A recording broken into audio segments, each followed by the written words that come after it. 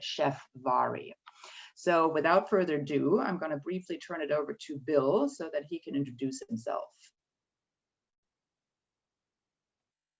I'm always do that. That's the first time well, anyways, I was muted. So, hey, it's great to see everybody. Welcome back. And this is our last tour during the day. So we're going to come up with something that's going to go on during the night. Welcome to the people that have already been here. We love your support. We love that we can do this for you. And welcome to anybody that's new. I hope you enjoy it as much as we enjoy doing it. Huh, Birgit? Can we have fun doing this? Yes. Yeah. Absolutely, I do. So, yes. Okay, so am I forgetting anything?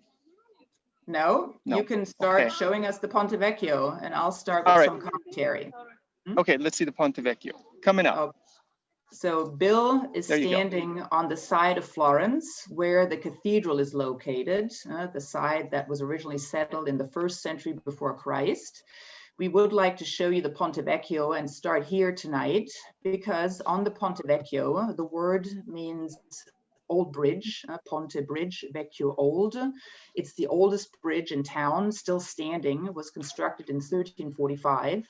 Well, originally on this bridge, there weren't gold shops as there are today. There used to be the shops of butchers and fishmongers. And since tonight we are specializing in artisans and crafts, in the past, you would have considered butchers and fishmongers also artisans to a certain extent. They were practicing the craft of slaughtering and selling meat and cutting open fish and selling that. So that's who was originally on the bridge, and there was a reason for that, because these fishmongers and the butchers used the Arno River as a trash can. The Arno River flows to the west, to Pisa, and from there into the Mediterranean Sea. So it was the Arno River that took all that trash with it, and Pisa, you can imagine, was not that happy when all that stuff flowed up down their way. So that certainly didn't help the relationship between Florence and Pisa. Anyway, in 1472, we know that we had 70 butchers in town. At the time, the population of Florence was approximately 50,000 people. And of course, these people had to be fed, so butchers and fishmongers came in very handy. They had organized themselves in a guild, and the guild, of course, had to have a coat of arms, which was a black ram on a yellow background. Then the butchers and the fishermen also had to adhere to certain rules. For example, as a butcher, you could not sell meat that came from animals that had not been slaughtered. So if an animal had died from natural causes, then you could not sell that meat off to the public. That was one of the rules. Another rule was that male and female meat had to be separated and had to be marked accordingly. Also, what was interesting is that the tavern owners were part of the Butchers Guild as well.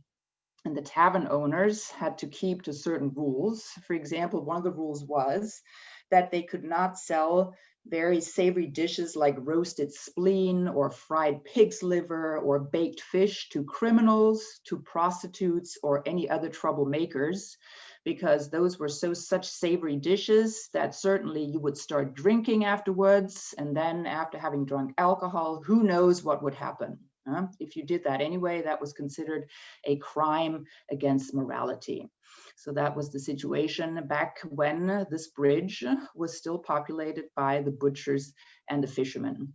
And now Bill is going to go on his trusted bike, and he will actually go up to the Ponte Vecchio, and then I would like to say he's going to ride over it, but he actually can't ride over it. He's forbidden. He has to push his bike. A lot of times there are police officers, the municipal police, on top of the bridge.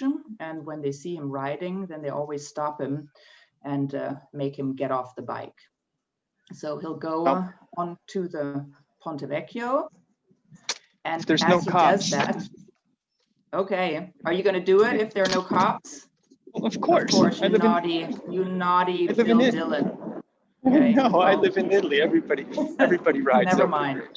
All right, so while he's crossing the Ponte Vecchio, I do want to remind you, and we've talked about this before in a different tour that we did, that on the left-hand side of the bridge, there's a second story, which is a corridor that connects the Pitti Palace, which is on the far side in the direction where Bill is going, with the town hall. And that corridor was used in the past by the Medici family. There they are, the municipal police, always standing right at the top of the bridge. So good thing you got off the bike, right? So the corridor was used by the Medici family to go from their new home in the Oltrarno, the Pitti Palace, to the town hall where they were ruling from. And the corridor is visible now on the left-hand side. The view over to the right. There's Benvenuto Cellini. And let's go back to the corridor for a moment, Bill. So the corridor was what was used by the Medici family to go from the Pitti Palace to the town hall. They walked across the bridge on a daily basis in the summertime when the temperatures are really high, about 100 degrees. Then, of course, the smell of the butchers and fishmongers underneath was so bad that eventually the first from the Medici family, 1580, passed a law that chased away the butchers and fishmongers from the bridge, and only crafts, in particular goldsmiths that didn't smell, were allowed to come to the bridge. Those were also the only ones that could pay the very high rent that at the time the Medici were asking. So that's why to this day we have these goldsmith shops or gold shops on the bridge. Then once he gets off the bridge, Bill is going to turn to the right. He'll go down a street called Via Barbadori, which is named after a local family. In fact, in the Oltrarno, there are lots of streets that are named after local families. Do you want to turn on your audio and let us know what you see there? Because there are a couple of workshops already in this street, Bill. Okay, yeah, I just had a whole bunch of motorcycles go by. So I saw my friend Antonio, who is a local artist, and that's the guy that was waving, and he works on this street. And there's another shoe person, okay, another shoemaker, where apparently Daniel Day-Lewis came about 10 years ago and learned how to make leather shoes. And that's good because those things are very expensive. What else have we got along the street? Just artisans. Here's our friend Simone. Let me just, Simone, come va? Benissimo. Cosa fai? Fai le pietre dure, vero? Va bene, dai. Torniamo un'altra volta. He's got malachite in his hand. Visited Simone a while back, right? His pietre dure workshop. Okay, yeah, now go up to the left. This is Via Ramaglianti. In the past, this would have been called Via dei Giudei, so the street of the Jews, because in the street there used to be a synagogue, which traces of which were there until 1944. And then during the Second World War, that part of Florence was destroyed. So now there are no traces of that original synagogue anymore. Then Bill is going down to the right into a square that we have showed you before. It's Piazza della Passera. Some of you that have been with us in the past know that that is where in the past the houses of ill repute, the brothels, used to be located. Nowadays, it's just a very cute little square with lots of cafes, inviting you to hang out on these benches. And going up to the left, Via Toscanelli, that is also a local family. We are going to stop at our first workshop, which is the wood gilder. And while Bill is taking his bicycle inside, I'm going to bring up a share screen because I want to show you something.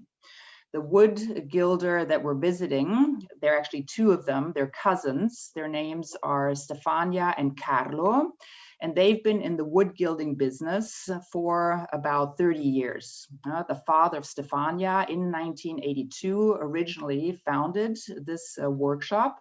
And one of the things that they have done, this workshop has done, is they have restored what you see here in these pictures. This cart is called the Brindellone. And it's a cart that's brought out every Easter morning. On the Sunday, on Easter Sunday, at the end of High Mass, is then from the cart, a rope is sent up to the high altar inside the cathedral. Then a dove is sent down that rope after high mass is ended, and that dove helps to ignite the fireworks that you see going off on the right-hand side. Because this brindellone, this card is dotted with fireworks. And the fireworks go off. If they do go off, that's a great sign, because that will mean that the harvest that year is going to be excellent. So that's what's happening. And it was this workshop, the name of which is Oro e Colore, which means gold and color, who restored this card. It used to be covered with dark blackish soot, and now they have restored it, and it has come back to its original glory in terms of the color. So that's one of the works that this workshop has done. I'm going to bring it down, and then I believe that we are ready to actually check out the workshop. So now the workshop works on items that are used for religious functions, such as little kudos, decorative items, also candelabras, everything that is wood and then gilded. And there's a very specific process that you use in order to either gild from scratch or to restore, because this workshop has also restored frames in famous galleries such as the Pitti Palace, the Palatine Gallery, and the Uffizi Gallery. And the process is always the same that it was 400, 500, 600 years ago. Look at this cornucopia, so beautifully done with the fruit and then covered in gold. And now Bill is going to go over to a frame where we can illustrate how the gilding is done. Do you want for Carlo and Stefania to say hi first? Yes, that's exactly what I was going to say. Ciao Carlo, ciao Stefania. Come va? Va bene, va bene. Siamo pronti. Are we ready? Siamo pronti. This is a great school. This is a great school. Students come here from all over the place to restore paintings. Okay, and actually, we were looking at this the other day, and on the back of it, it said Titian. And we thought this was a Tiziano. And then they said, no, that's not a Tiziano. Somebody just wrote it on the back. But they do get stuff of that caliber, huh? Yes, Stefania is working on, didn't you tell me earlier, this is going into the Vatican Museum? Yes. Yeah, so they're working on a frame that's going to be going into the Vatican. And she's restoring it right here. Okay, so she's putting on her stuff there to kind of fill in all the little gaps. And then stucco. They're going to treat it with, stucco. And then they're going to do that, which Birgit's going to explain. So this is just really cool. We are in here with some people that they're important, and they're great. They are definite artisans. They get students in here, and she's working on something that looks like it's like a little cradle for baby Jesus, for Gesù Bambino. Okay, a little baby Gesù Bambino. How are we doing on time, Birgit? Do I have to get moving along here? Well, let's go. Yeah, that's fine. Let's go over to the frame. We can illustrate how it's being done. Carlo, Dimmi, Bill, cosa devo fare? It's you. It's your turn. Show us what you got. Allora, ti potrebbe far vedere. And Birgit's going to explain a little bit, okay? Quindi parlo piano e te traduci. No, Birgit dentro tradurrà. Well, Bill, let me go ahead and start explaining it, and then Carlo can show us when he does the practical work. Okay, so I'll just start with the wood that's in the upper left-hand corner, which is wood that's untreated. Okay, so if you can focus in on that for a moment. There's the untreated wood. That's how a wood gilder would have started back 500 years ago. And he would have covered that untreated wood with one layer, which is shown over on the right, which is a glue that is made from the bones of rabbits. So it's a natural glue, rabbit bone glue. Then the next layer on top of the glue is a mix of plaster and glue again. You put that on top, and already that keeps the moisture, the humidity inside the wood, which is great because then the wood won't dry out and it's not going to start warping or breaking. After that, the next step, the next layer would be the so-called bolo, B-O-L-O, and I looked to see whether I could find an English word for it, but I couldn't. Bolo is basically moist clay, which originally was brought from Armenia to Italy, because that's where you can find it naturally. And it comes in 3 colors. It comes in a yellow color, it comes in a rusty color, and it comes in a grayish, dark, blackish color. So that's the next layer that goes on top, the bolo. And the bolo becomes the basis for the gold leaf, because now on top of that, the gold leaf goes. And the gold leaf, because of the bolo, sticks really well on the frame. Okay, now we're going to demonstrate that, and let's see whether Bill is still with us. So we want to turn the frame over if we can. Okay, and we need a little bit of, I'm going to unmute you now. Okay, I'm sorry, Birgit, I lost you right there. Did you lose me, or are we good? Now we're good. Okay, so what do you so want now Carlo we've gotten to do? to the point. We've gotten to the point where we want to place the gold leaf onto the frame. Allora cominciamo. Vai. So Carlo's going to start. Appoggia l'oro. Lei ha spiegato tutto. Okay. All right, so Carlo is going to put the gold leaf on here. And fammi spostare un pochino che metto qua. Ok. Aspetta. Vai. Devo parlare o no? Sì, vai. Allora, tanto gli strumenti che usiamo sono gli stessi strumenti che venivano usati nel Rinascimento. Bene? So the instruments are the same, the tools are the same that they used back in the Renaissance period. E delle particolari pennellesse di pelo pregiato che si caricano di energia elettrostatica allo sfregamento con la pelle. There's a particular brush which becomes electrostatic, and that makes the gold leaf stick to the brush, and then he can basically brush it on. So now we'll see that. So let's see it. Vai. Benissimo. La doratura che adesso, la tecnica di applicazione dell'olio che adesso andiamo a far vedere è la più pregiata e la più antica, va bene? In italiano si chiama doratura a guasto, è comunque doratura con acqua. Yes, and the way that he's going to put this gold leaf onto the frame is with just a little bit of water into which alcohol has been mixed, just a drop of alcohol. And can you tell Carlo to show us that little booklet where they keep the gold leaf? Benissimo. Questo è il librettino dove Questo è un librettino. Yep, now he's going right there. Questo è un librettino che contiene 20 foglie di oro a 24 carati, va bene? It's a small Adesso è booklet that prodotto contains industrialmente. 20 Ma una volta leaves quest'oro of veniva 24 battuto a mano, karat cioè gold. creato a mano.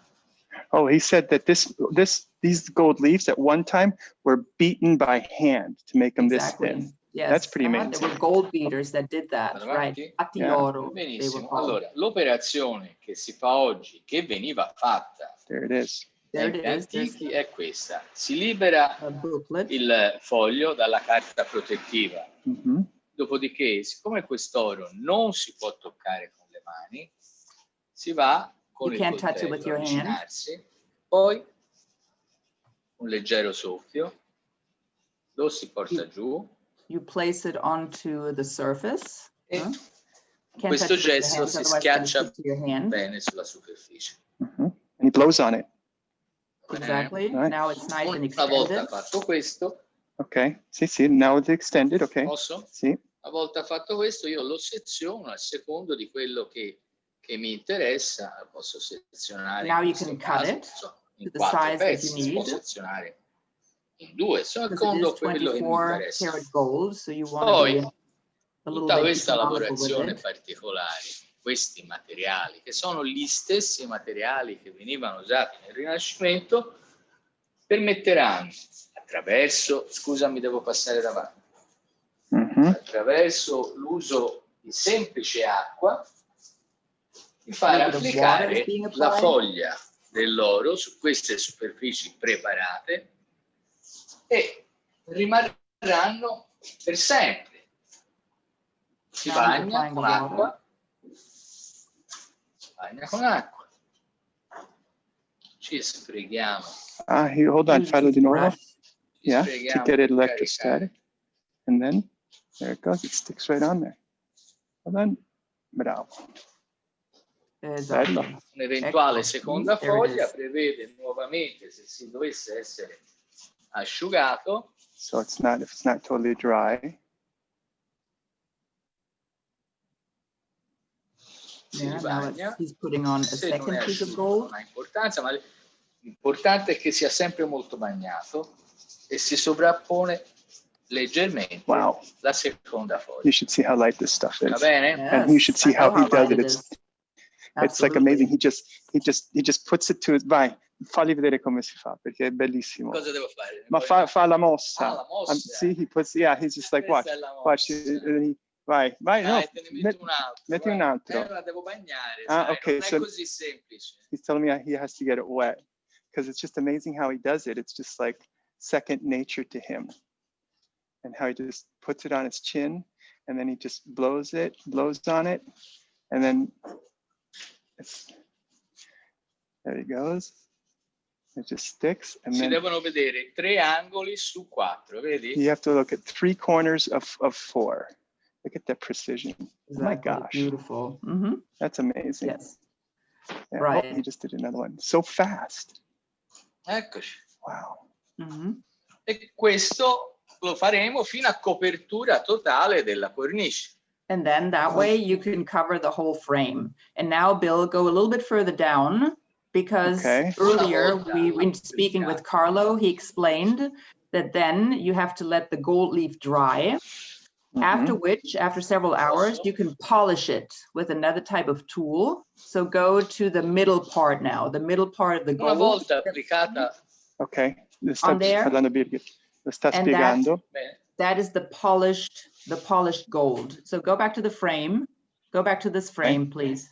Una volta applicata la foglia, bisogna attendere un certo numero di ore. You have to wait a few hours before after you put it on the frame. Yep, go ahead. Bye. I tempi di attesa cambiano a secondo se è caldo, se è freddo, se è umido, se è secco. Depends on what the weather is like outside, whether it's cold or hot or Quando humid. sarà, noi reputiamo, pronto per la lucidatura, potremmo farlo passare da questo effetto a un effetto lucido come questo. He's going to basically just like buff it out in a way, you know? Yes, have you ever so taken the lower part is not untreated. Per Exactly, poterlo that's the untreated part. And then the upper part is treated with a particular tool that makes it nice and shiny. Questi strumenti sono delle pietre di agata montate su un manico in bosso e con lo sfregamento della superficie, ora è molto secco, non si sa se viene, ma sfregando la superficie piano piano luciderà. Ora io non posso insistere perché è una superficie troppo asciutta questa, però lo sfregamento porta a un effetto lucido. It's like when you take, I'm sure that I've done it before. You take like tin foil and you're sitting there and you're bored or whatever, you're listening to someone you have on, and you polish it. You don't polish it, but you flatten it out. I've done the same thing. Like you buff it up, you make it polished, you make it shiny. Exactly. And now, Bill, can you go to the bottom part? And I'll just explain to our guests how the bottom part is done. E anche per l'argento, per silver.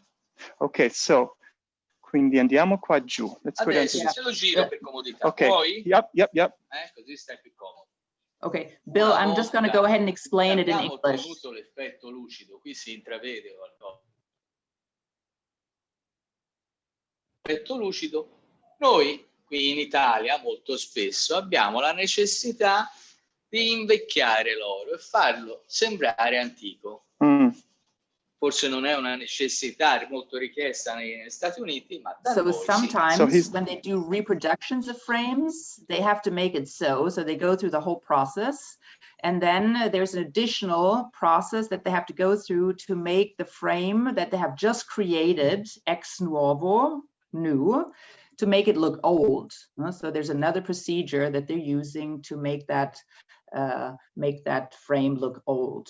And Bill, let's go to that decoration right there. So that decoration, I do want to explain because it's made with a technique that's called sgraffito or graffito, where the gold leaf is covered with tempera, which is an egg-based color. In this case, it's a dark, grayish, blackish tempera.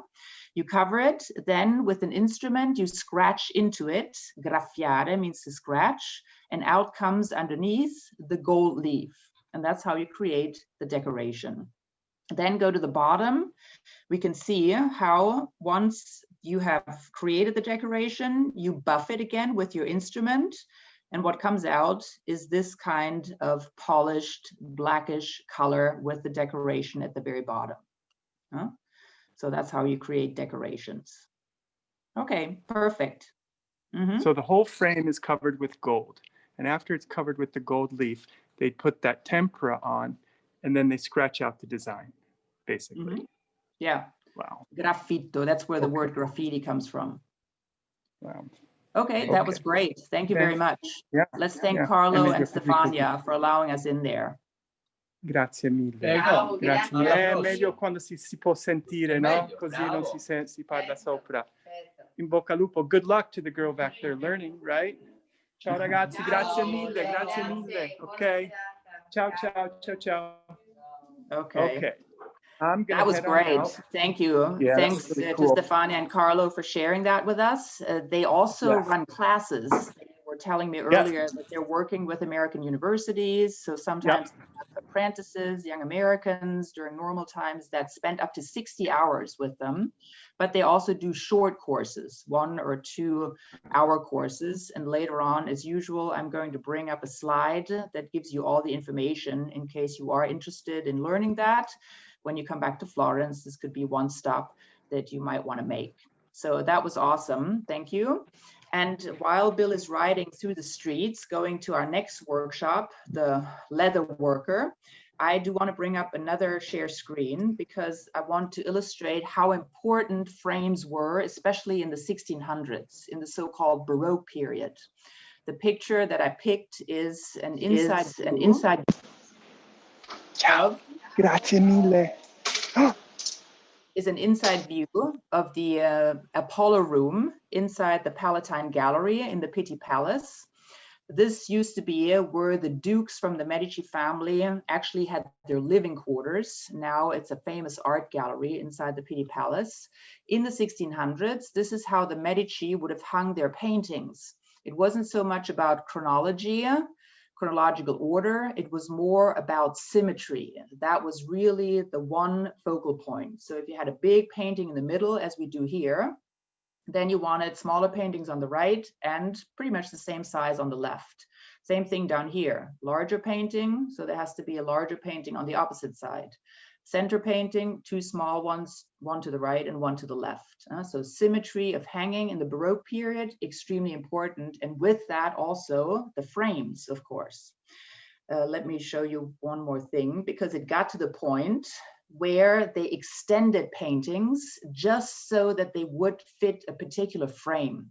In this case, Rosso Fiorentino, who was a painter in Florence in the 1500s, painted a painting for a chapel in the church of Santo Spirito. Bill is just riding around Santo Spirito now.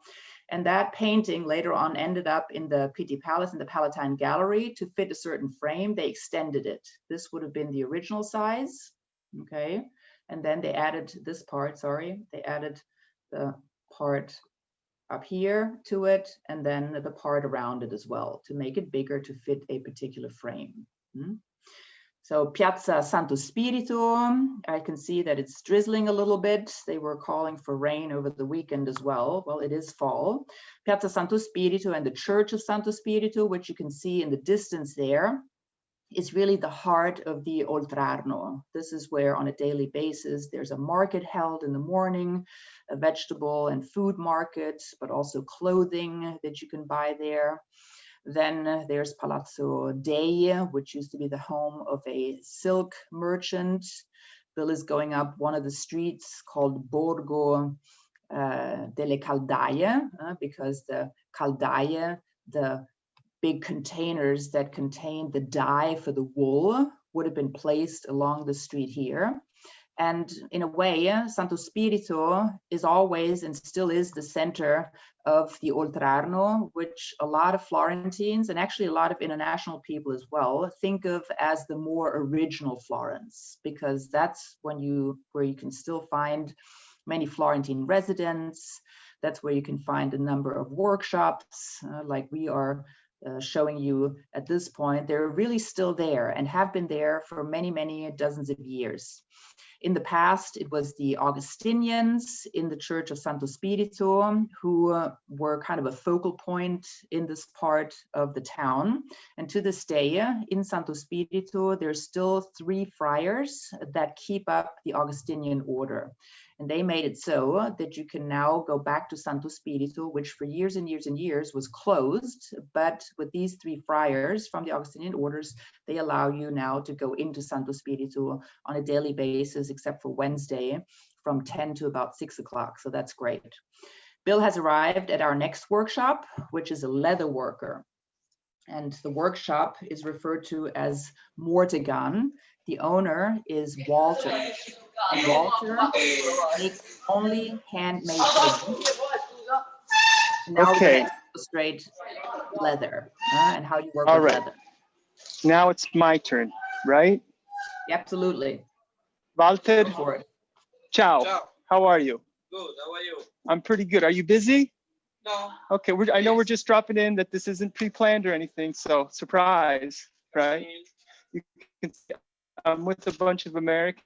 You want to say hello? Ciao. Hello. Ciao, America.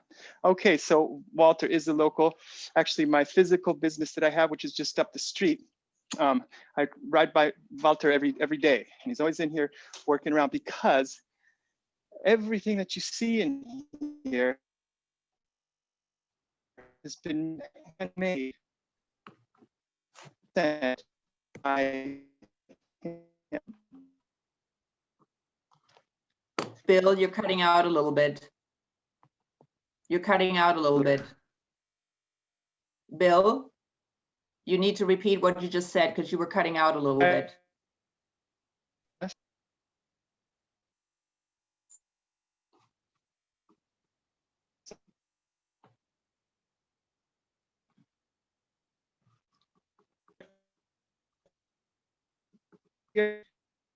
Bill, can you hear me? You're not coming through.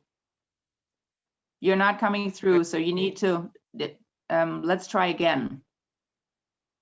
Okay, so he's going out and he's coming back in, is what he's doing. Sometimes in these little workshops, actually in lots of places, in the Oltrarno in particular, the walls are really thick and the Wi-Fi may not be working that well, but we did try it out, so it could just be a glitch right now. It should be working in just a moment. Sometimes we're able to use the Wi-Fi of the company that we're visiting. In this case, I'm not sure whether. I think I'm back. Okay, let's give it a shot. Right. Let's try it. Let me. Yep. I forgot my little protocol that I should have left my Wi-Fi guy. So let me stop myself.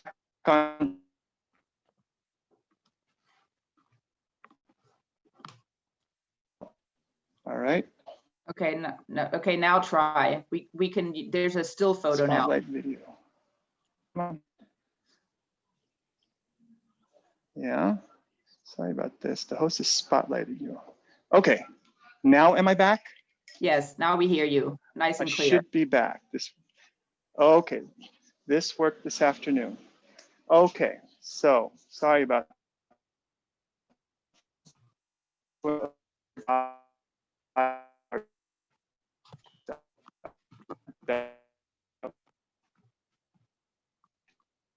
Bill, go closer to your Wi-Fi cube. Okay, all right, let's get to Walter, okay? You ready, Walter? Yes. First of all, let me just ask you a couple questions, okay? One of the big questions that many people have is, how do I know that when I come to Florence, I'm going to buy good leather? When I go into a leather shop, that it's not Chinese or Afghani or whatever it is. We talked about this earlier, and you said that a piece of leather, when it comes out fresh, it's about how thick is it? It's like you get 3 layers out of it. Yeah, exactly. Okay, the first layer. This is an example for leather. Okay. First, skin, like epidermis. Yeah. Yeah. And this is leather is good for clothes. Clothes for jackets. Jackets. And you told me the other day that the way if it's good was how it feels. Yes. Right. And also what it smells like. It has to smell good. Because the false leather don't have nothing like leather. Okay, and then to look at it and make sure it's one piece and not strati, not layers that's been pressed together, right? The first is for the abbigliamento, yep. or the clothing, or bags like this. Okay, that's for bags. That's the second layer, right? There is the grain. This machine don't make when stamp the false leather. Okay, this is natural line. So that's called the grain. The natural grain. So it should have like a natural grain, because when fake leather is made, it'll just be smooth. And everything is the same. And everything's the same. It's not same. Okay. Okay. Let me get close. Am I good here, Birgit? Yes. Yeah. Okay. And so, after this. Okay. So see this how is all natural is what he's trying to say, right? Yes, because if it's not real or it's not natural, it'll be like uniform. This has a grain in it, which is what you need to look for as well. So you don't do that leather test or the lighter test or anything like that, right? No. That's no, because if put fire in the jacket, it's yeah, not good. Leather's gonna burn, plastic's gonna burn. Okay. Yeah, exactly. And you're gonna burn your jacket. Yeah. So that's no good. Of course. All right. And after this, there is the other layer. Yeah. In Suede. Italiano, crosta. In English is suede. Suede. Yeah. And after this, there is the leather for the shoes. Okay. Oh, then that's right. Then the third one on the bottom, the further deeper you go into the layer of the leather, the top is the smooth, like the epidermis, and that's the one that's used for jackets and clothing. Then the next one down is a little bit thicker, like he's rolling up right here, that can be dyed. They can all be dyed. The ones that are going to be used for what he does, for working it. And the third one is the bottom, and that's like not the worst one, but the not as good quality, and that's going to be used for shoes. Yeah, exactly. Okay. So there we go. And now I showed a little demonstration. This is I'm trying before the line with this. Okay. Okay. Let me get in here. With this. Yeah. And then with fork. Oh, that's how he knows where he's going to make the holes. Okay. Yes. Then I push for make large hole. Puoi andare anche piano, Abbiamo tempo. I said he doesn't have to go too fast. We got time. And then that was an awl. Then he uses another awl. Large. Make large because I put inside the two needle. Okay. You have to sew it. Yes, exactly. Like this. So he's opening the holes. Okay. Yeah, he's making them. This is ready for sew. Okay. Oh, so that one. Oh, wait. Show it again. I wasn't looking. Okay. So he's got it, and he's just folded it over, and he's started to sew it up a little bit. Okay. And, this is technique for small stuff or big stuff. For the bags or small stuff. Oh, same thing for everything. Okay. Okay. And this is his technique. Technique. Oh, so hold on. Let me see. That's kind of cool. Hold on. Let me get that. 2 needles together, and you're pulling it through. Okay. Now, how long have you been doing this? My work? Yes. My family make jacket, and for second generation. Second generation, which is so common around here. You know, you have several generations doing things. I think Stefania and Carlo have been doing it for a while. They're actually cousins, and Birgit could probably tell you a little bit more about that. But the next place that we're going, which is really cool, is a couple generations as well, 60 years. Come back and.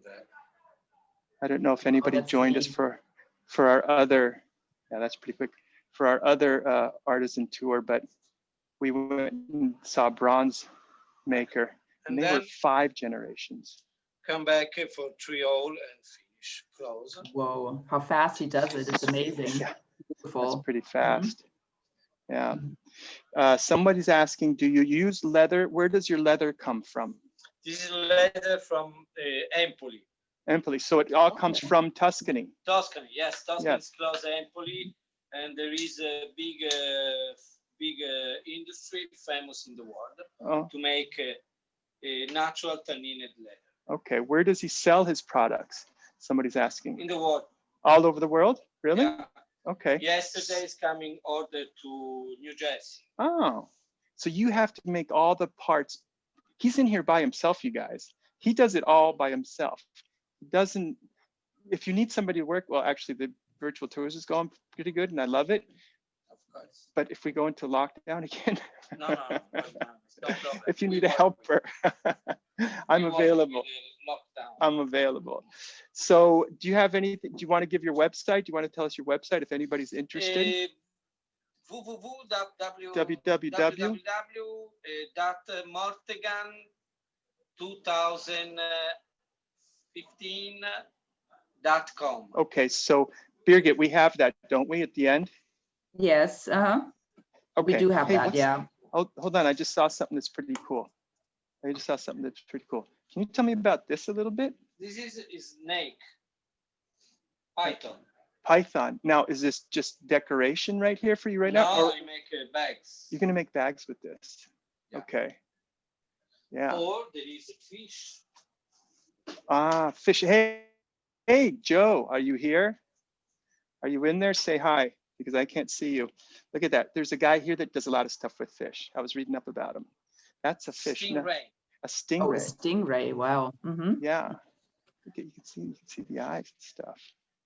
Okay, stingrays. How cool. This is in stingray. And this is a stingray wallet.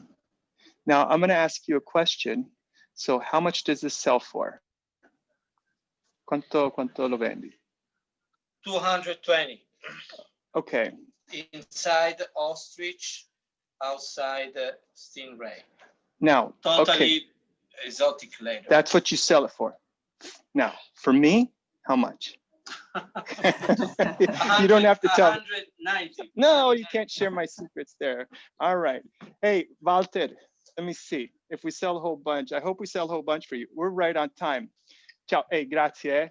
È stato molto bello. È stato molto bello. Any more questions from anybody? I just want to look at, there's his tools. He's just in here by himself. That's, every time I do one of these little tours, I'm just amazed because, okay, we do come in here, we do, United States. Get better. Devono guarire. Ciao, Walter, ciao. So, I mean, we do we don't script them by hand, but, we do try to get information so to know what to talk about so we're not in there stumbling around. But every time we do these Birgit, I'm always like, there's just something more comes out. Like, I didn't know he did the fish and all that sort of stuff. So I thought that was pretty cool. Okay, right. You ready? Yeah. Yes, On the road again. yes, I am. So thank you, Walter. And our guests were asking about the information. As we did last time, I am going to bring up a slide at the end so that you can take the information down of these artisans that we're seeing. Definitely, that's coming up. Okay, so now Bill is going to go down Via del Campuccio. Campuccio means little field. In the past, there was a convent here on the street, which was a particular convent where lots of women ended up who felt a great need to repent to the extent where they had converted to Christianity and had dedicated their life to Jesus Christ, had become nuns. And this convent used to have an orto, a vegetable garden, which sometimes is also referred as a campo, which means field, or campuccio, so a small field. So that's why the street that now goes through that area where the vegetable garden was is called Via del Campuccio. Now, the next person we're going to visit before we do our cooking demonstration is a person who is working with paper and also bookbinder. He's also binding books. One thing that I want to mention is that his family has had the shop for quite a while, for several decades. They were very instrumental in helping to restore books that were damaged in the 1966 flood. You might recall that there was a huge flood of the Arno River. In the National Library at the time, there were 3 million books. And out of the 3 million, 30%, so 1 million, got either damaged or destroyed. So his family at the time helped to refurbish and restore some of these books. And now Bill is going to go in. He will be talking to Matteo, who is the son of the original owner. And I'm going to unmute you, Bill, at this point.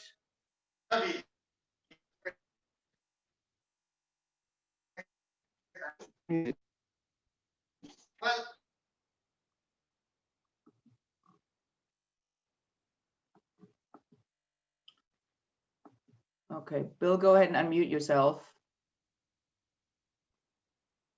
Another little Wi-Fi glitch here. Asked to unmute. Okay. Well, I can All just right. tell you. So okay, here we go. Let me just, let me just do this real quick, and then this. All right, and again, lighted. I should be spotlighted. There we go. We're all good? Yeah. Birgit, you got me? I can hear you. Very nice. Okay. Yeah. Hold on, we got to get back on track. Ciao, Matteo.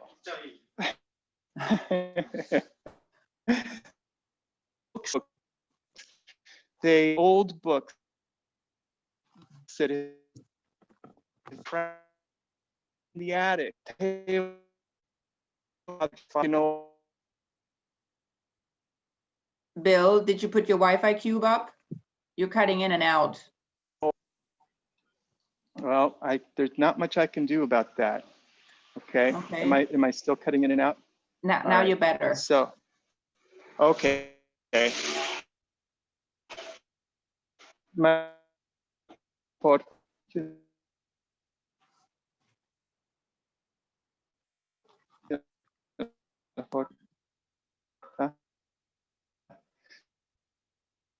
Well, let's look at some of the marbleized paper that they're doing, because we can't hear you properly.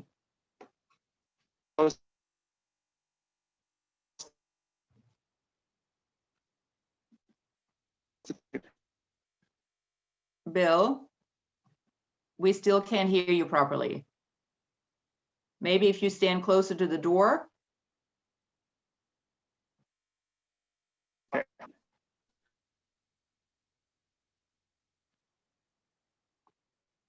Okay, he went out and he's going to come back in again.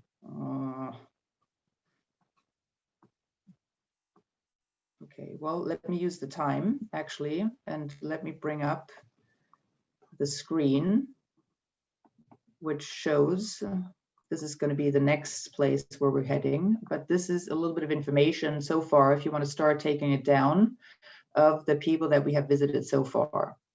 So Oro e Colore was the wood gilder, and then the leather workshop is called Mortigan, and the owner was Walter. And you can check him out on his website, www.mortigan.com. And now the bookbinder that we're trying to get in touch with here, Legatoria La Carta, Matteo Benvenuti. There we have an email. And they, as I said, were very instrumental back in the time period when Florence was hit by the flood. I've come back. Are you back? I hope so. I have no idea what's going on. We were here this afternoon doing this. Your network bandwidth is low. It worked perfectly. Yes. Okay, now better. Well, we put it right there. We got the charger on. Let's keep going. Okay, better. Okay. Yes, Here we go. So, am I still good? Yes. Okay. You are. Matteo's going to show us how they do the paper now. Right? Okay, we're back. Who knows what the heck it was?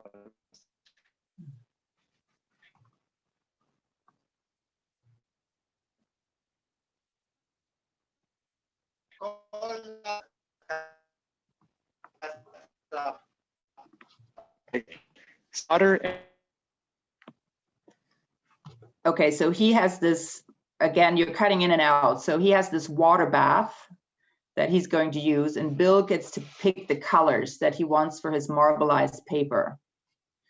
So we have trouble hearing you again. Hmm?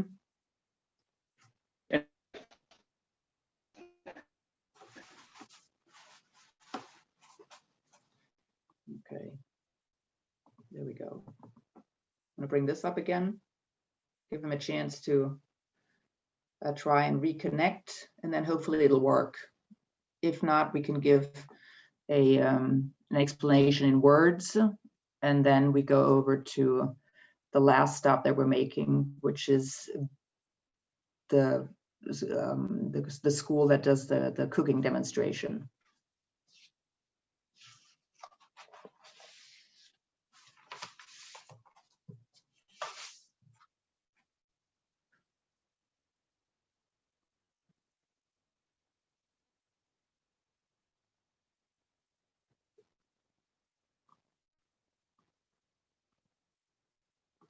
Yeah, who knows?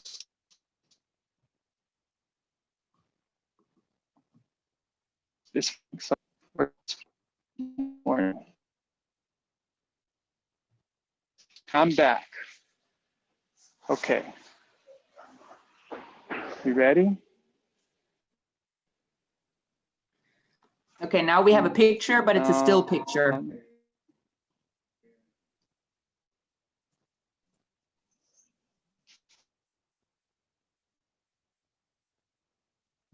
Spotlight me.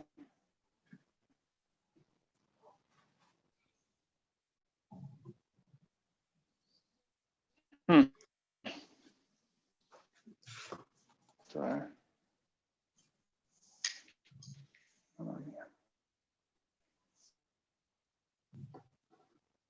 Bill, are you with us again?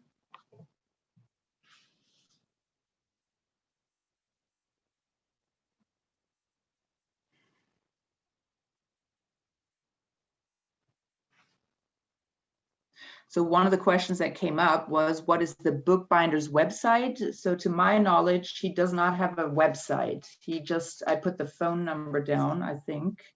And I also put down the email. So he doesn't have a website as such. Let's see here what I did. Yes, I put the street down, and that's the email. So you can contact him via email. Hmm? Okay, Bill. Yes. Bill, if we can't go in there and show it, then maybe we can give an explanation in words. How about we try one more time? Okay, one more time. Well, I know that it worked this afternoon. Yeah, we'll try one more. Mm-hmm. Try to stay close. But this is.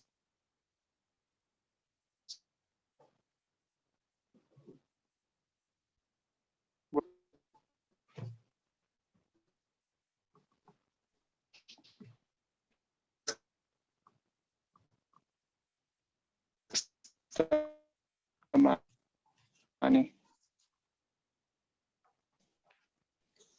Okay.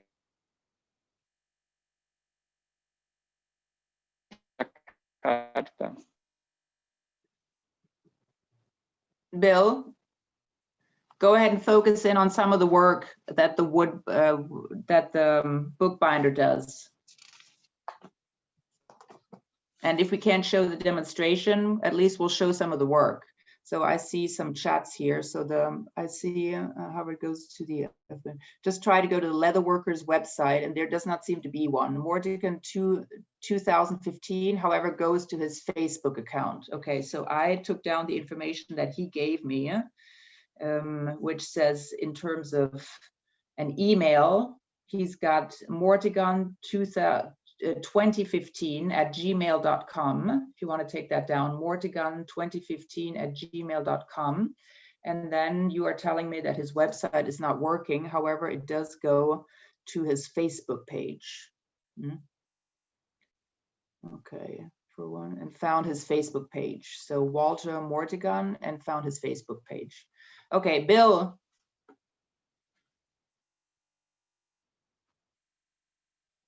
Bill, can you hear me?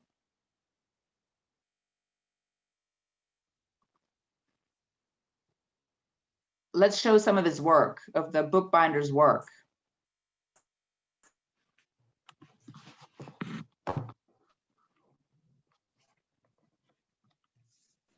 Okay, so in the future, I think we need to focus on tours that we're doing outside. We already have a couple of ideas.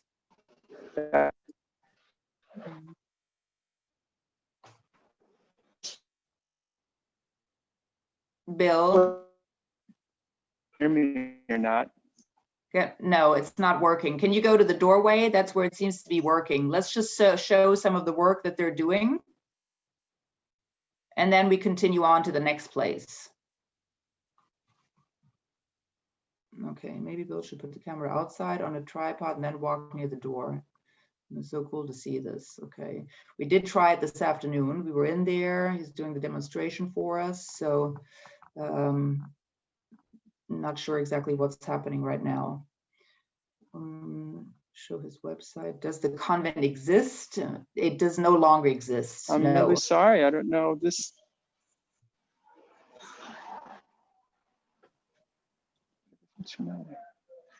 Am I good? Am I good? Am I good? You're better, but you're upside down. Look right here. Okay. How's this? Okay. I'm just going to stay right here. This is a shame because it worked. I won't say that again because you heard me say that 50 million times. Okay, Matteo, once he makes the paper, you've got me, right, Birgit? Yes, I do. Okay, once he makes the paper, so he puts that water in, and he puts the paper on top after he puts all the color, okay, in the water. Yeah, and then it goes. Con vari pettini vengono formati disegni che si può vedere qua. Dopo aver fatto i disegni viene messo il foglio di carta sopra la vasca e il colore rimane attaccato alla carta. Okay, so what he does is that water bath over there, he sprinkles in all these different colors, like the red, the gold, some black. And once he's got that all sitting on the water, okay, he takes like a comb and he will comb through it and it'll drag the colors down. He will comb through it. And that's what makes those feather shapes. Once he's got that, he just takes that piece of paper and he just lays it in there slowly. And and then it'll stick to the paper. And once he has it stuck to the paper, he just pulls it out and this is what you're left with. So I'm really sorry that this Wi-Fi is not working. So it's really cool. They've got another one that I didn't see, which is this guy. Once they made the paper, they can use it to cover boxes. Okay. Yeah, it's really beautiful paper. And maybe we'll do one, maybe we'll just do one more shot at it. And then he cuts the paper. Now here comes the bookbinding part. So he's going to put it on the cover of the book. Yep. So that's the paper that they've made. And then he takes his glue. Okay, what kind of glue? Cellulose glue? Huh? Farina e acqua. Oh, it's flour and water. Mm-hmm. It's like paper mache paste. Birgit, am I still going? Yes. Yeah. Mm-hmm. Okay. Okay. Okay. So 60 years that they've been doing this. All right, and he takes his paper. So it's another father and son situation. Okay, so see, they've got all their little moves that they do.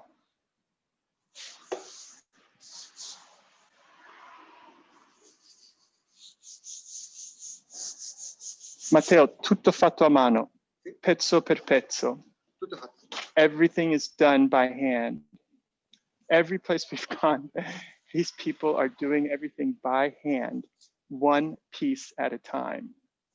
Tutte le fasi dalla From dell'interno making the paper, okay, alla copertina, to binding the paper, and then making the book covers. Dopo aver fatto la copertina, Because you need a 51-year-old American, I couldn't see the rest of that. Okay. dovremo aspettare un po' che si asciughi. Okay, then you have to leave it a little bit so that it can dry. I tempi sono sempre abbastanza lunghi. So it takes a while. Io però ho preparato. But he's got a little pre-prepared. Un'altra copertina già fatta. And then this is a cover that's already made, okay? Because we planned this out and we had our Wi-Fi working. So this is just a diary, They've bound the papers. Matteo anche fai tutte le carte e tutto, vero? Tipo il libro. So I'm just making sure that they do all the pieces of paper, the pages. A questo punto si passa alla fase finale, consiste nell'attaccare l'interno. Okay, so he's going to put, okay, that's going to be to glue the cover onto the book. Sempre stessa colla. Same Kind of glue. Mm-hmm. It's, yeah, that paper mache like glue. And he puts that on.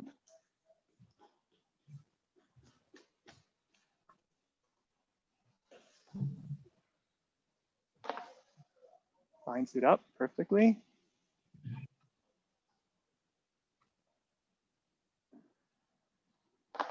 That. Okay. So I'm going to stand. You know what actually we could do? If I get a good signal here. There, good signal? Yes. Yeah. Okay, so maybe what we can do, we've got time. It'd be so cool to see that paper. Okay. Bill, while he's doing this, Yes. you asked Matteo whether he also has a website, Yes. because I only have his email. And our guests are asking about his Matteo. website. Il libro è attaccato. Adesso. Okay, so he's going to keep going. Sito internet. Let's let him finish. Vai. Okay. So vai, continua. Adesso il libro appunto è attaccato all'interno, ma per renderlo più forte va pressato. Okay. Quindi prendiamo le cavette. Okay, so he's going to take these pieces of wood, and I don't want to. Okay, so what I'm going to do here is I'm going to do this. Okay. Okay. Oh, so the edges. There's a little edge on there. You see that? Okay. Verrà posizionata all'interno di questa. Okay, so he's going to put it like, he's going to put that edge right there. So it's going to sort of, can you see? Hold on.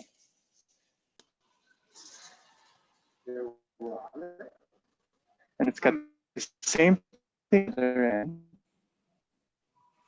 A questo punto andiamo a pressare. Okay, now he's going to go to the press. And so I don't lose my signal. This is what I'm going to do. So you go over. Now I'm just going to do this. And can you see that press? That is so cool. It's just old. Yeah, that's the way they do it, folks.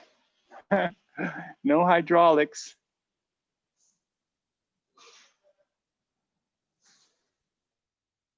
Great. Put a couple books in there to save time. Okay. Yeah. Slam it down. Ora aspettiamo 10 secondi. He's going to wait 10 seconds. Okay.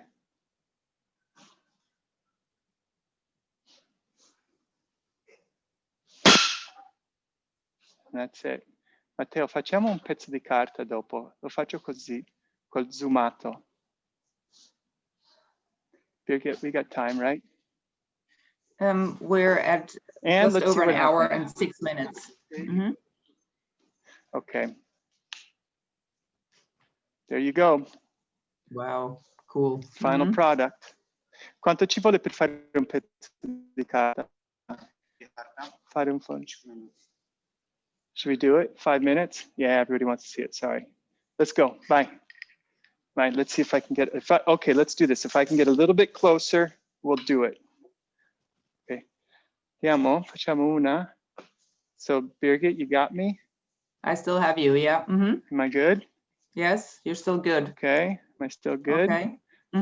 Okay, vai. I'm not gonna risk it, hold on.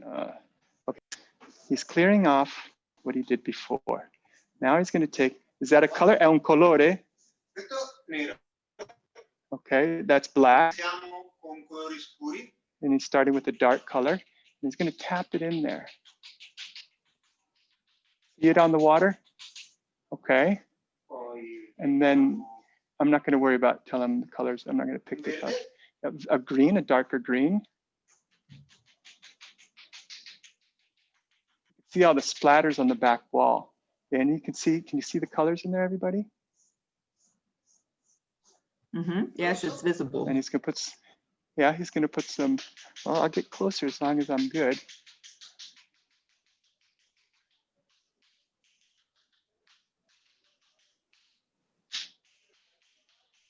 Okay, you still got me, right? Yes, I still have you. Okay, okay, here we go. Okay, now what are you gonna do, gold? Yeah.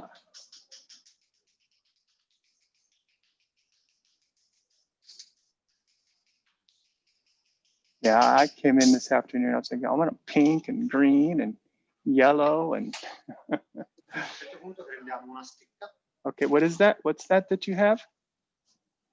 Okay, so look, so here's where, can you see that? Can you see how it's making the pattern? Yes. Yeah. Okay, look at that.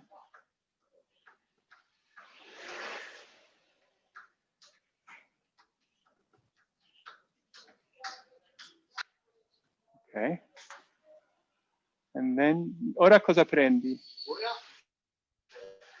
Okay, now he's gonna get that comb that I was talking about. Yeah. Yeah, okay, you see it? Oh, aspetta che ho zoomato. Okay, okay, yeah, that's the comb that he's gonna use. Sono stecche di metallo. Little pieces of metal. Bacchetti di metallo su due pezzettini di legno. Okay. Okay, sei nel, aspetta, okay, vai. Wait a second, hold on. Birgit, you still got me? Yes, yeah. Yes? Okay. Yes, okay. we do. Okay, do you see that? Do you see how it made that with the, look what it did. Yes, exactly. Whoa, awesome. That's exactly the pattern. Yeah. Okay, wait, he's gonna do another one now. Okay, what's that? Cosa ha questo di diverso? Queste sono su due linee. Sì. Le stecche sono su due linee. Okay, so can you see it's got the... Con una a metà della distanza delle altre. Okay, so, all right. Looks like I got Wi-Fi back. Okay, so, you ready? Bye. And he's gonna drag this one.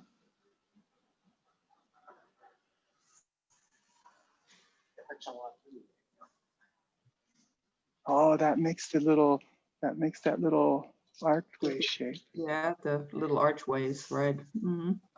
Yeah. Now the paper. Yeah, yeah, white piece of paper.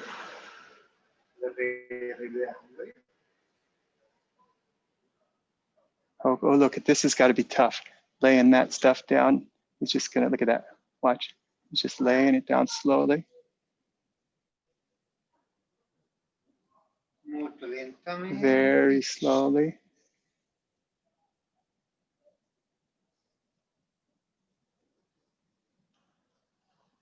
Okay. All right. Now he's going to get his little magic wand. Okay. The stick to tenere il foglio basso. Or to keep it. Okay, hold on. Vai. Ah, so it doesn't pop up. And then he's dragging it down. Oh. Whoa. Ta-da! Che bello. Awesome. Yes. Fantastic. Can you believe that, everybody? Look at that. Looks like it's amazing peacock. that it doesn't have any droplets, right? I know. Mm-hmm. Wow. Fantastico. Look at that. Look at the colors, how they just... Bravo, Matteo. Grazie. Spero che tutti stanno facendo l'applauso. Eh? No two are alike. That's absolutely right. Non c'è uno uguale all'altro. Sono tutti unici. Matteo, io ti ringrazio infinitamente della tua pazienza.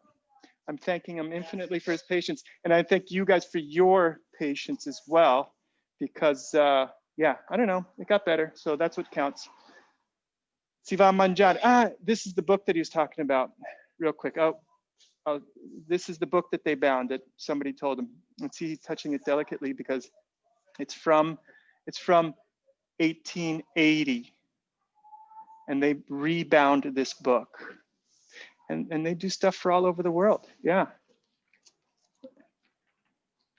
Andiamo. Bill, ask him quickly if he has a website. Il sito internet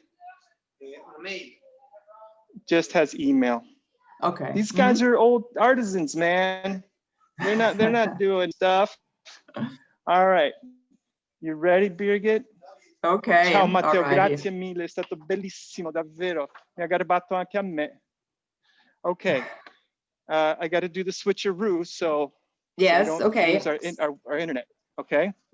Right. So go ahead and put some up. Exactly. I will. So I'm going to put this up again later on, but now we want to see this here because the next and last stop is the cooking school of Chef Vari. That's how she's called by many.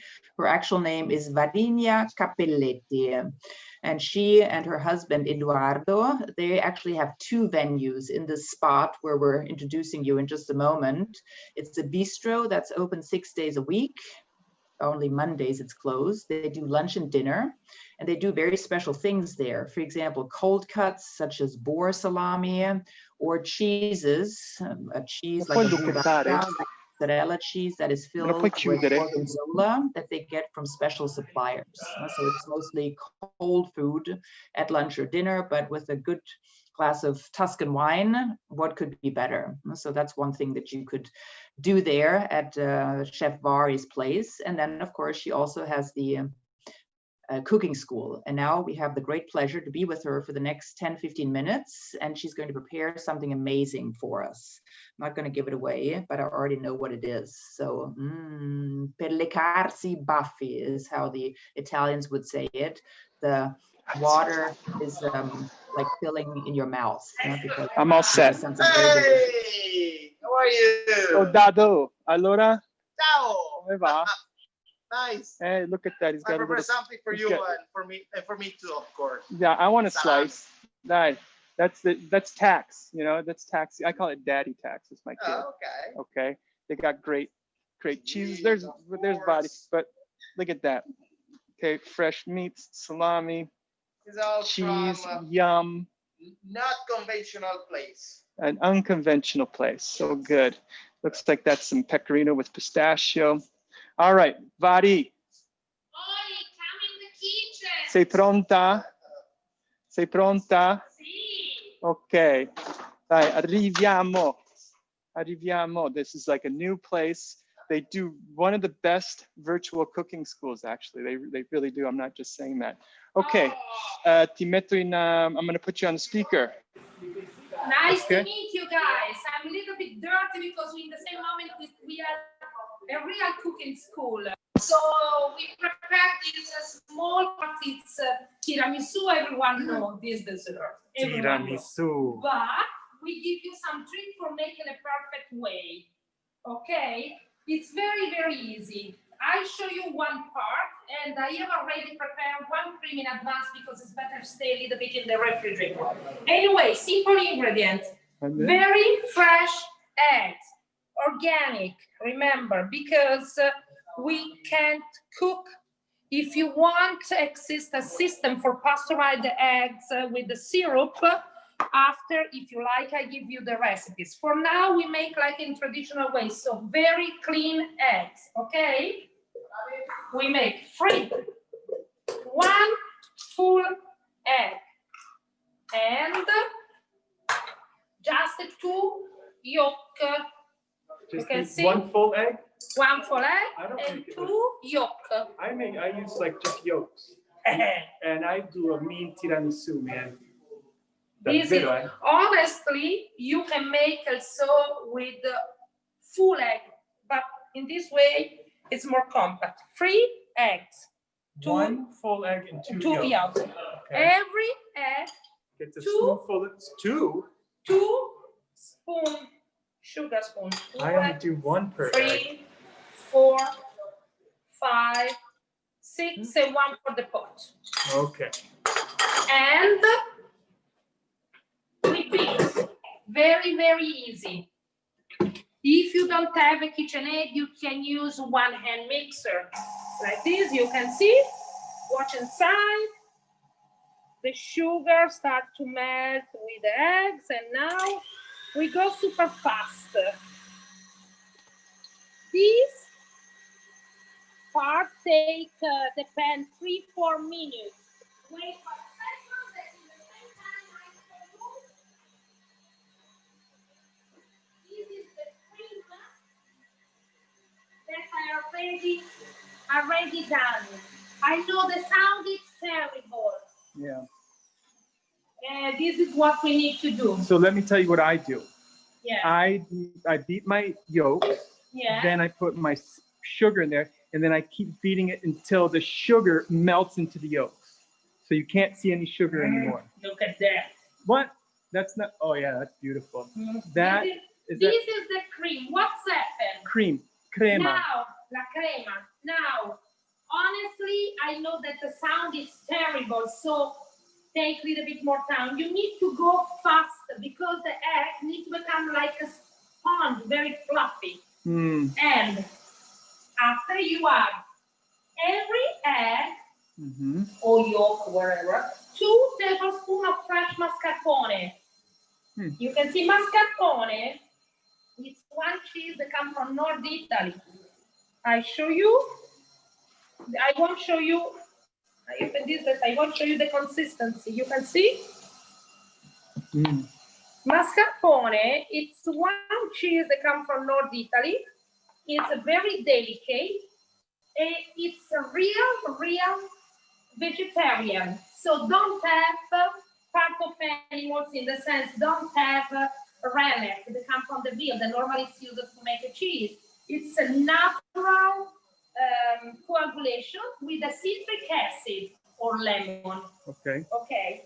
You add when the egg is completely fluffy. Now, for a question of sound, we don't use too much fast. You can see, but it's not fluffy. Wait a second. Go for it. I'll stand back a little bit. Bye. Because anyway, at the same time, guys, I show you what happened. This is the cream done that I prepare in advance because need to stay in the refrigerator. Second ingredient, lady finger. I like to use a singular portion. I don't like to put it in a big pot. So in this way, we cut. Move. Coffee, black coffee. I check, notice again, just 2 seconds. Black coffee. We need to use the black coffee, no sugar in the coffee. I show you. Very easy. Watch me. Cream. This is the real kitchen. You can see this is the consistency. Yeah, let me see again. Okay, now I show you. You dip a little bit in a coffee. Okay, hold on. Hold on, let me get that shot. You can see? Yeah, go do the coffee. Ah, so you're doing little cups. Yes. Ah, okay. The right consistency. I always make big things. Okay, so you just dip it in there. See, now I dip mine in just quickly in the coffee, so they don't go mushy. Yes, because they become mushy. Yeah, you got to go bink, bink. You know, you can't soak it up. Normally, I make 2 layers like this. You can see I show you another one. Okay, ready? Here we go. Go. Blah. I use the pastry bags because it's more perfect. Deep for 1 second. Keep in mind, the coffee needs to be cold because if it's warm, your cookies melt. Again, you can see. Okay. And quick. Yeah. And it's done. And these guys are Pavesini. No, this is a lady fingers, not Pavesini. Pavesini. These are Pavesinis? No, they are lady fingers. The authentic one with the lady fingers or sponge cake. Pavesini, it's a very home tiramisu, but no, it's not their authentic recipes. In the hand, this a little bit cacao in top. You can see? Yeah. Look That's at that. it. That's so yellow because your eggs are so yellow. Yeah, which is because the eggs need to be yellow. Yeah, that's one of the beautiful things that we have here in Italy, is we have these fresh eggs. Ooh, look at that. Fast, quick. Now I had her turn off that machine that was making all that racket because it was terrible. Yeah, I'm sorry, but so we sort of kind of skipped that step a little bit, but you can see start to become fluffy. It's not already done because need to become more fluffy. And after you add your mascarpone, if you use electric whips or mixer like a KitchenAid or similar, make your mascarpone cold because when you melt a little bit. You put in the refrigerator, it's done. Normally with this size, so 3 eggs and 6 tablespoons of sugar and 2 tablespoons of mascarpone every egg, you make a good, generous portion of tiramisu for 4 people. Someone just asked that. Okay. So 4 people. Yes, for 4 people. 2 people if it's with me, because me, yeah, you eat. I'm gonna eat 2 of those, guys. I'm gonna eat 2 of those. You can see. So that's for 2. Yeah, there you go. Look at that. And my suggestion, you can see the cookie. Yeah. You can decide to make with the less cream if you like, or this is the authentic one. Yes. So no alcohol. No. If you want, you can make an inspiration of tiramisu. So you can use the cream of tiramisu for prepare the tiramisu, make, I don't know, with the limoncello, with cognac, depends what you like. But this is not tiramisu, never call tiramisu. It's an inspiration. This is the authentic one. Yeah. 4 ingredients. Important, everything needs to be very, very fresh. Yes. Now, can I tell you how I make mine? You guys want to hear how I make mine? Let me see. I can't see you, but shake your heads yes or no. Yes? All right. Birgit, you want to hear how I make mine? Well, before you tell our guests how you make yours, I did not get the amount of mascarpone that goes in for 4 people. How much mascarpone? For 4 people. Yeah. You add this is the recipes for 4 people, generous quantitative. 3 eggs, 6 tablespoons of sugar, and 2 tablespoons of mascarpone every egg. So 6 tablespoons of mascarpone. For give you an idea, this is every egg. You can see? So about an egg size. Yeah, more or less. Anyway, you feel the consistency. More you add mascarpone, more become thick, but after it's too thick, honestly. And because these now you eat because you want it, but honestly, you need to stay in the refrigerator another 2 hours.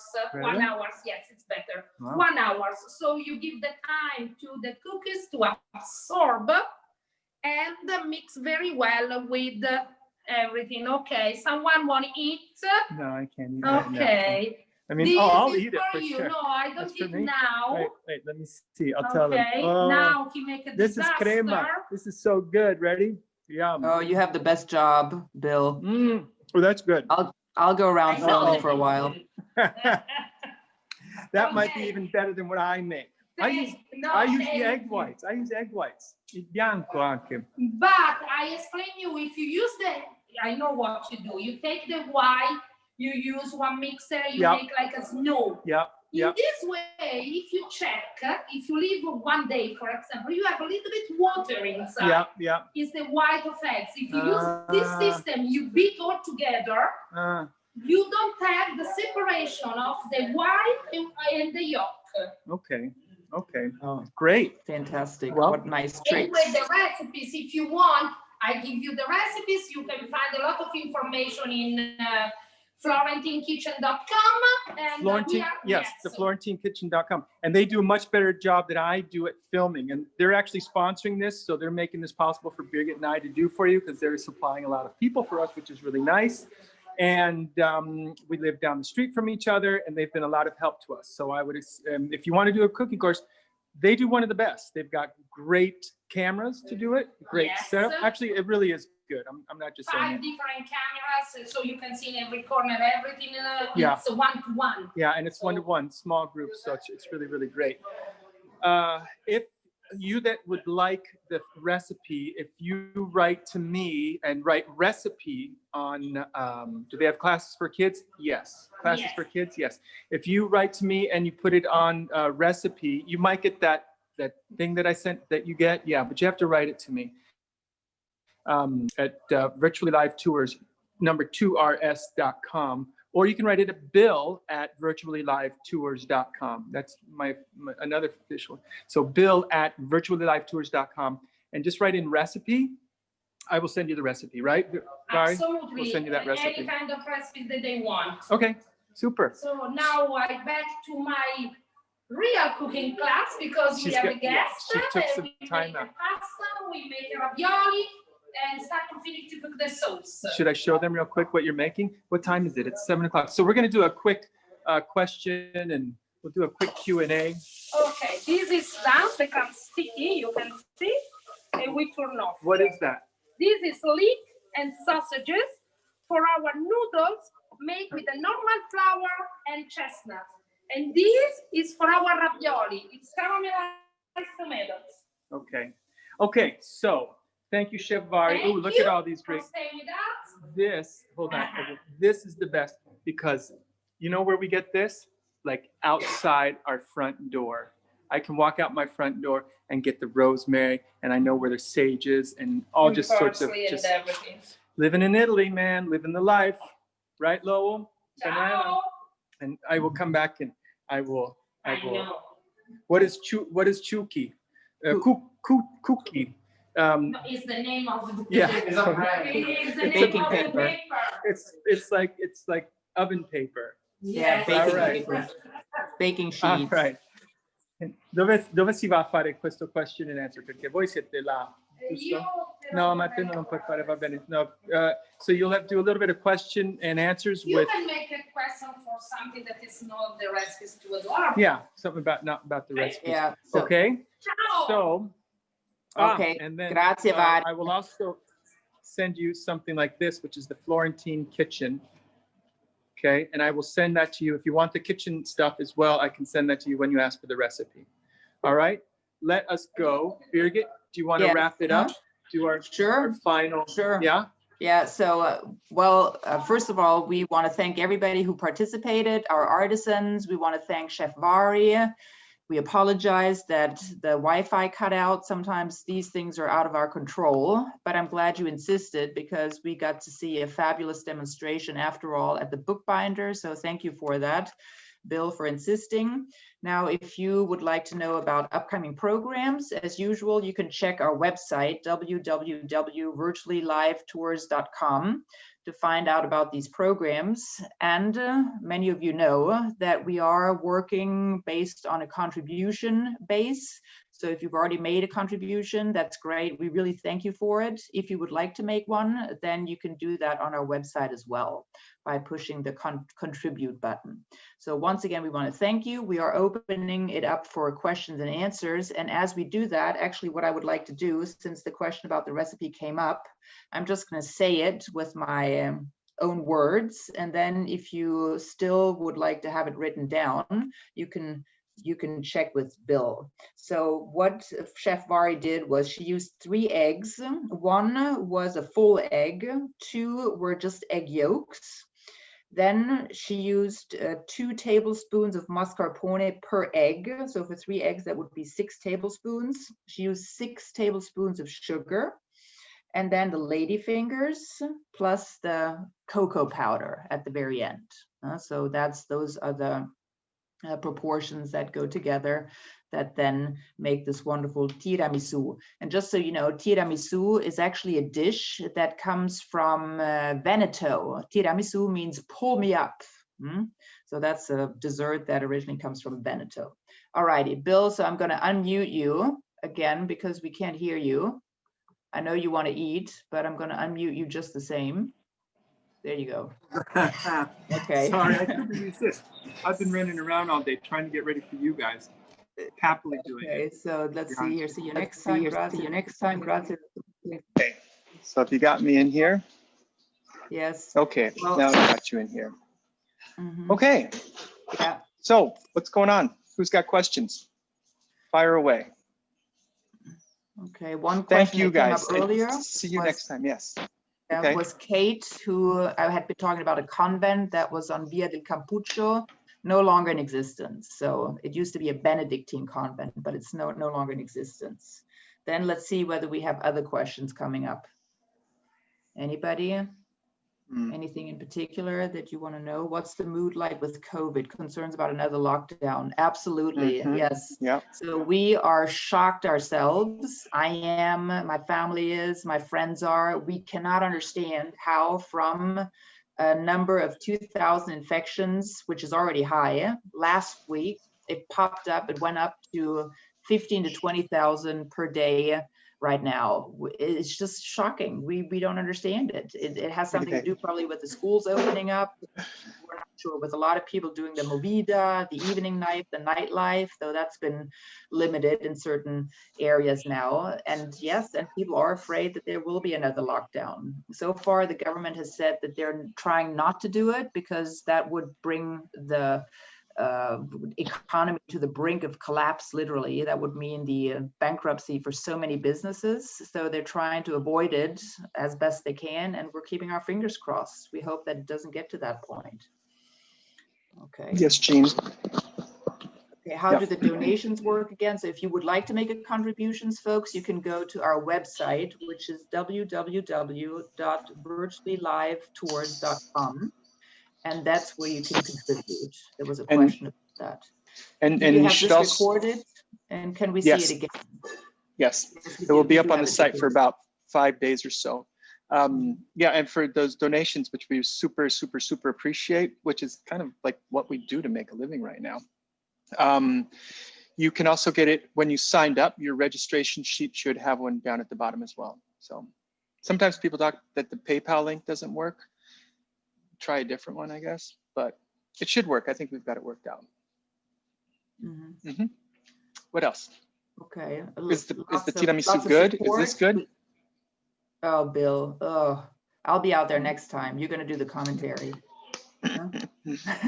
I'm definitely not as good at it as you are, Birgit. You are the champ.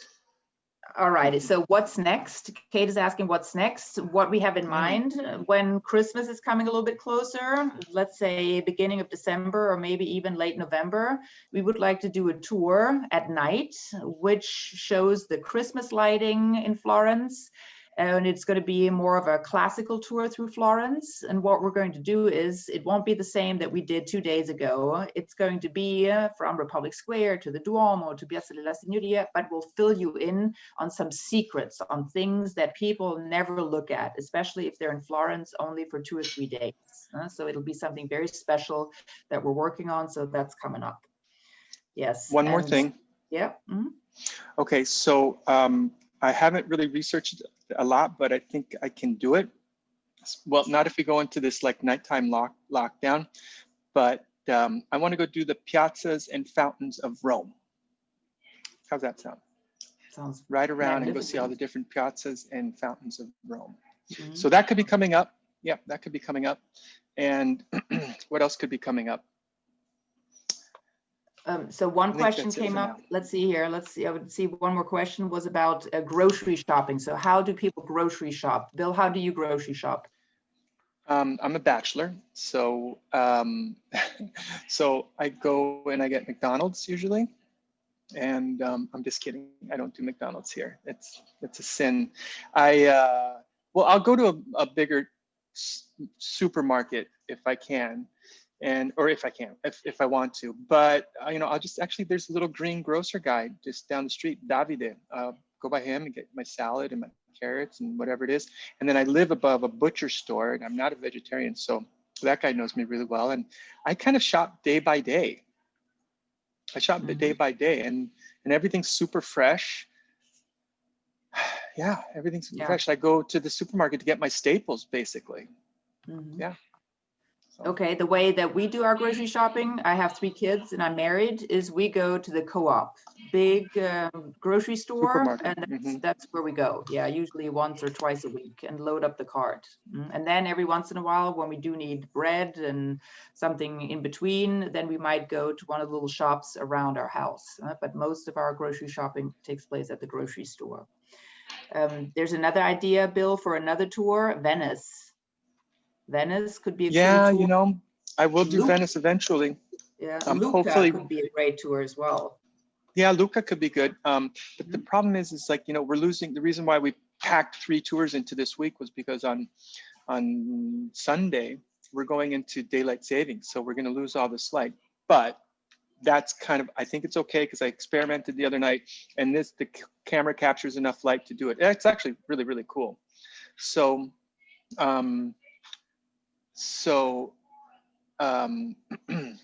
Lots of great ideas from our guests. Yeah, lots of great ideas. Okay. And come to the cooking course, because this is really, really good. So now you know what it tastes like.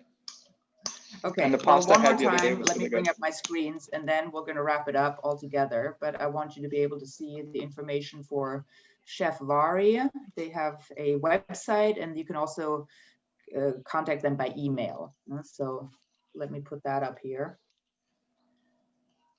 Fiesole doesn't have enough stuff. I mean, there's something to doing these tours. I mean, we practice a lot, and we think a lot about what we say, and we go talk with people. That's why that was so frustrating in the paper shop, because it worked. It worked 2 times before doing this. We check everything out. The leather shop was my fault, because I had to leave my little Wi-Fi brick. I needed to leave it outside, and I brought it inside. So just that little difference. Fiesole doesn't have enough stuff for us to keep you guys entertained for an hour and a half. So can't do Fiesole. Lucca I could do for sure. Ride around, go up to the walls a little bit, and then inside, that would be great. And Venice, people were asking about Venice. If I did Venice, I would do it in a boat. Oh, are there any bicycle builders in Florence? Yeah, definitely. So I would do Venice in a boat. And so I'd have to see what the light situation would be like to do an evening one. But actually, Venice could kind of be cool at night too, walking around San Marco. Anyways, yeah, because you know what? We don't have anything else to do. So your suggestions are great. And we will look into those things, because this is what we're doing now. This is what we're doing. Okay. Bill, let's thank our guests once again for sticking with us tonight, and thanks for your many questions. I want to keep talking to them. This is fun. All right, I got to go eat after I ate my dessert first. Urbino. Write them. Email me, bill@virtuallylifetours.com. Thank you guys. It was really fun. We enjoyed doing it, and we'll definitely keep you posted. And I want to keep doing one every week at least. Padova. All right, yeah, keep them going. Write them into me, because this chat disappears after you guys are gone, and I'm gonna have to close it. I know a girl in Ferrara, so maybe we can do that one. Okay, everybody, thank you. We're gonna say goodbye. It was lovely, it was wonderful, and we will see you again, right, Birgit? Absolutely, yes, we're here. Buonanotte, buonanotte a tutti. Arrivederci, grazie. Ciao, ciao. Ciao, everybody. Ciao, ciao, ciao.